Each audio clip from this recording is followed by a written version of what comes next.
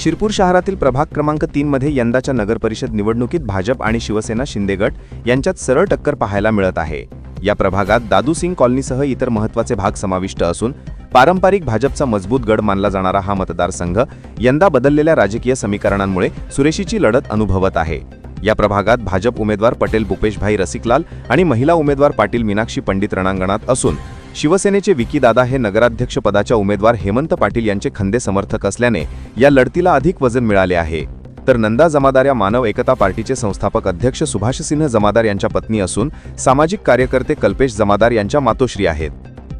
कल्पेश जमादार हे गेल्या अनेक वर्षांपासून सामाजिक जीवनात सक्रिय असून आंदोलने, निवेदने, युवकांसाठी रोजगार मार्गदर्शन आणि गरीब वंचितांसाठी मदत आणि शैक्षणिक उपक्रमांतून त्यांचा दमदार सहभाग राहिला आहे। घरातील हा राजकीय सामाजिक वारसा उमेदवार नंदा जमादार यांच्या प्रचारात मोठी ताकद म्हणून समोर आला आहे।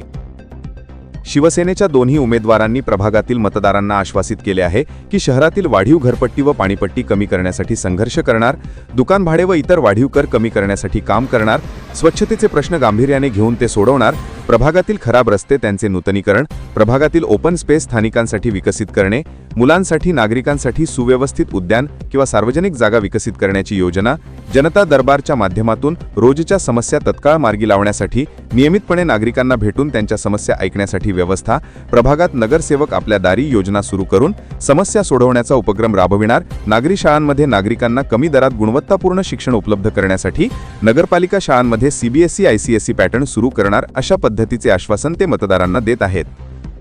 या सर्व राजकीय घडामोडी आणि बदलते राजकीय समीकरण यामुळे या प्रभागात भाजपचे पारंपरिक प्रबळ कायम राहते का की शिवसेनेची विकीदादा नंदाताई जोडी बदल घडवते याकडे शहराचे लक्ष लागले आहे।